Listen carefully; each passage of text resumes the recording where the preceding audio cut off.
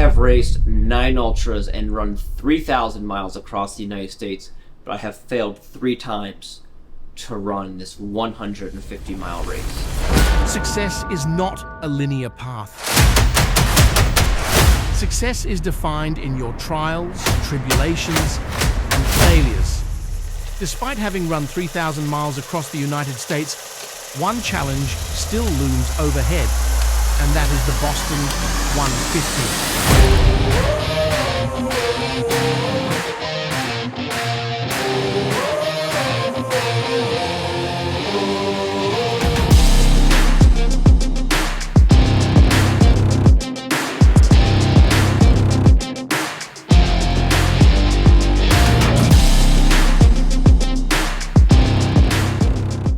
We've already hit our first hurdle, and that's the fact that none of my nutrition is going to be here because it didn't ship until 30 minutes ago from Colorado. We're going to the run store. I already told them I was coming. So Paul has no idea how to feed himself. So as a crew today, we're going to get him some food that will actually fuel him for a day and a half rather than goos, chews, and fluids.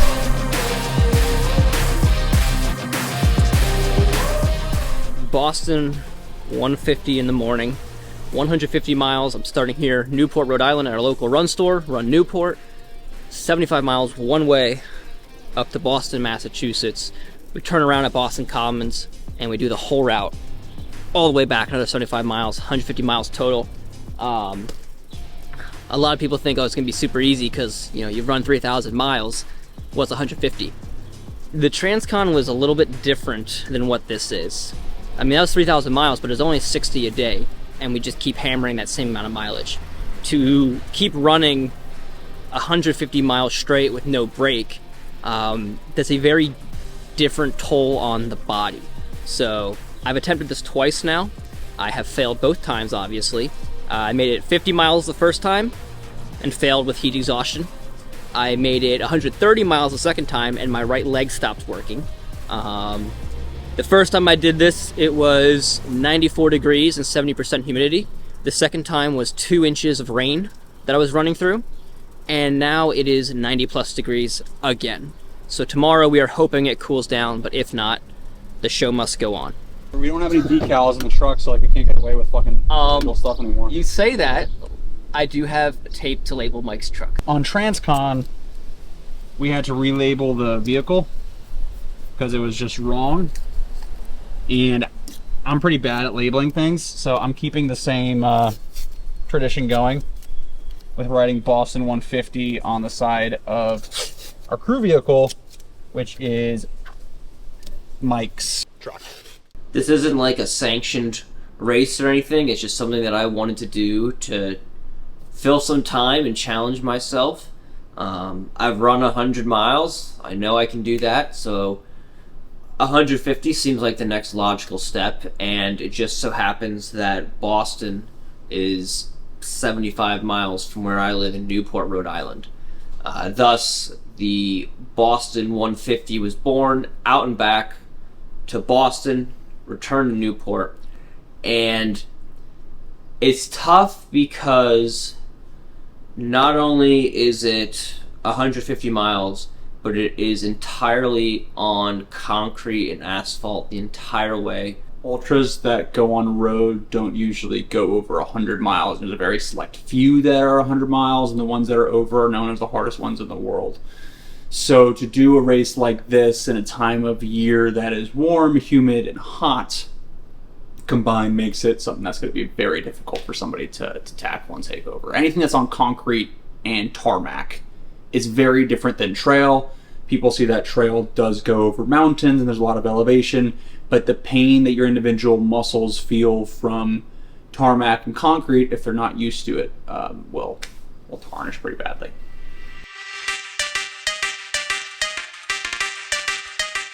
I got about 4 hours of sleep last night, which is good. I mean, that's not ideal, but it's pretty average. So everyone's getting ready. The lube is going on the feet. Pretty much ready. Socks are going on. As long as it doesn't rain, I shouldn't have to do anything else to my feet the rest of the night or rest of the run. If it rains, then I'll have to reapply and change socks, and we'll go from there.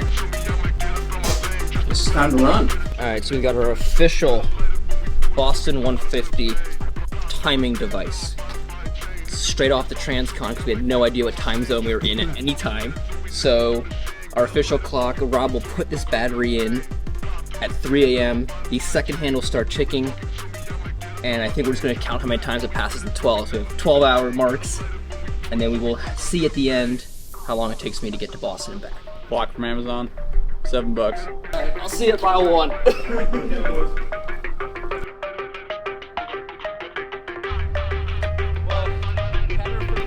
1 mile down, just 149 to go. A little jog in the park, baby. Paul forgot his GPS tracker, but he's doing great. He's running good.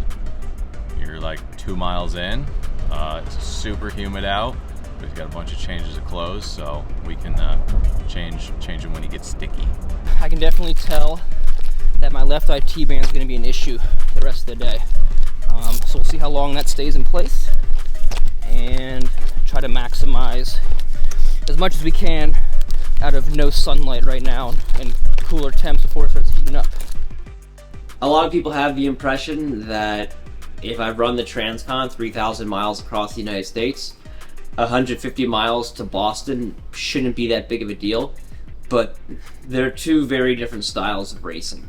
The Transcon was a multi-stage race, 60 miles a day, stop there, regroup, recover, eat, start again the next day. But the Boston run is just 150 miles straight, sleep as little as you can, and just see how fast you can finish it. And when you start getting only a couple minutes of sleep a day, and you're trying to put out this massive physical effort, exposed to all the elements of the weather, it very quickly starts to drain on you once you pass the 24-hour mark as humans.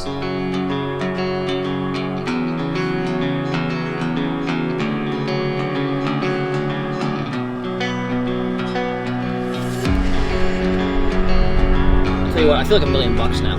There we go, perfect. Sun's coming up. We'll be off island soon. Morale is through the roof now. Next 2 miles we'll have to cross into Massachusetts. We'll cross the state line coming up. Welcome to Boston, or Massachusetts. Welcome to Massachusetts. I fucking ruined real. I didn't realize it was 1 block away. Yeah. Just left Rhode Island. Mhm. We're officially in Massachusetts. Yeah. Only another 60 miles to go. 58. Yeah, it's not that bad. We are currently getting breakfast for the team and the Handsome Man running. So we got some hashies coming out for Paul. We got some McGriddles coming out for Mike. And we got some bagels coming out for Rob. Shabam. Look at that.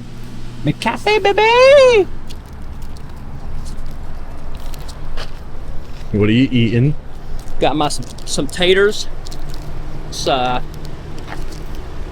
definitely starting to get warm. My stomach is like a little nauseous, a little not, so it's making it kind of difficult to eat and drink. So we're getting the bandana out, filling with some ice from the back of the neck, just see what we can do in terms of temperature control for right now. But for the rest of my body feels okay. Just my stomach. We are over Marathon Inn, coming up on 50K. Managed the heat pretty well so far. It's getting hotter, and we're battling the roads and people of Massachusetts.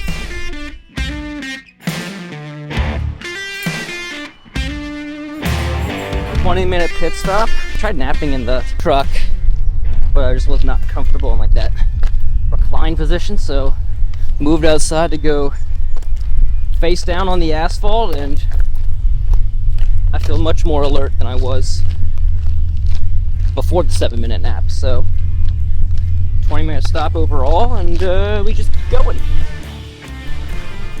Mile 50 here for a second. take a rest. So we did 18 miles since our last break. Just taking a quick break in the shade here, getting some fluids, and then we'll keep munching the miles, cooling off a little bit. Add the inflatable biceps.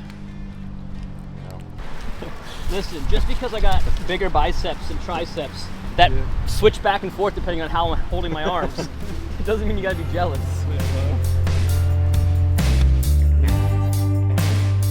Been a great day so far. Almost 14 hours. 5 p.m. The sun's going down. He's starting to eat more food, take on more water. He's looking happy. So it's probably going to accelerate until it gets to around 10:30 p.m. and that's when the real event starts, where everyone starts getting really tired. Things have to get really dialed in, and then life's going to suck for about 12 hours. So let's go.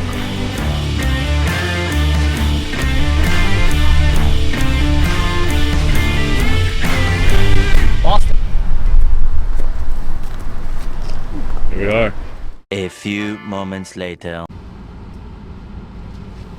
How's it going? So, I think it's funny that the first half of the day was exactly like my first attempt at this, and super hot. And now, on the back half, it is like my second attempt and pouring rain. In fact, the rain is worse right now than it ever was on the second attempt. So, you know, combine the two, you can't make it too easy.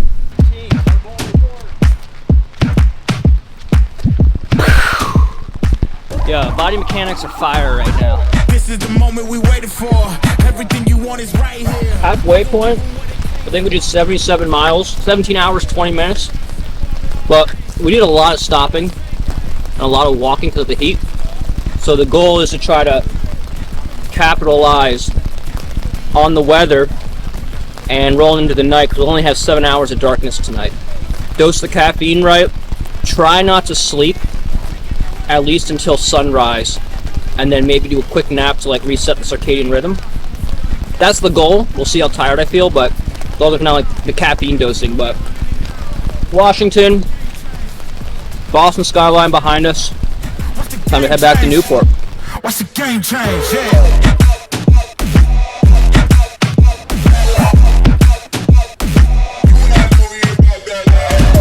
What's the game change? What's the game change? What's the game change? What's the game change? I do not gamble, but bet on me. Just hit 100 miles, 23 hours, 5 minutes. It's not my fastest 100, but it's also not my slowest. So we're in a good spot. Mentally, I'm awake right now. We only have 2.5 hours till first light. My legs were fine till about the last 2 hours now, and they're definitely getting very heavy. So that's expected because I'm running for 23 hours. Yeah, feels like I ran 100 miles. As long as I'm running, I'm not falling asleep, but the running's kind of hard right now because my quads are okay, my feet are okay, my calves are okay, but my glutes and hammies are absolutely smoked right now. We're gonna get you a little bit of stretchy, a little bit of hammy, glute flexy, and then you're gonna feel much better. Well, it's really locked up on this side. The low glute, high hamstring. Trying to stretch that out as much as we can. Also induce as much suffering as possible to keep them awake. They told me I could sleep during this, I was allowed to. I said, bet. And they've upheld their side and not letting me sleep with this stretch. I believe we are about to call it. Paul does not, or actually I don't think anyone here wants to walk 3 miles an hour for the next 13 hours, so we got him over yonder, and we're gonna probably call it, unless he, I don't know, hustled all of us and he's about to sprint a 2:49 marathon all the way back to the start. 30 hours and 10 minutes, I think. We are going to DNF it. More to follow, but we'll be wrapping it up sending it home. The old leg is not having it. I've raced a 100-mile race, and it took me 39 hours to do the trail race. But the way that engages my muscles is entirely different. I'm constantly using different muscle groups, power hiking, running, ascending, descending throughout the entire course of the race. But then to go and do something like the 150 where the muscle groups are not changing at all, I'm constantly using these same muscles the entire time, pounding away on the pavement.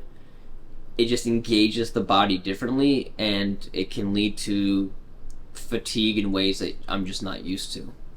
The summer racing season is just getting started.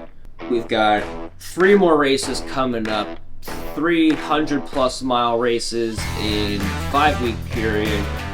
We're going to Jersey, we're going to Pennsylvania, we're going overseas. It's gonna be a great time. Looking forward even more. We are heading to Antarctica. More to follow on that. If you want to see everything that's going on, be a part of the journey, see all the crazy stuff that we have planned. Subscribe, like, comment on the videos, because that helps us do these awesome races and share some of these really cool experiences with people like you.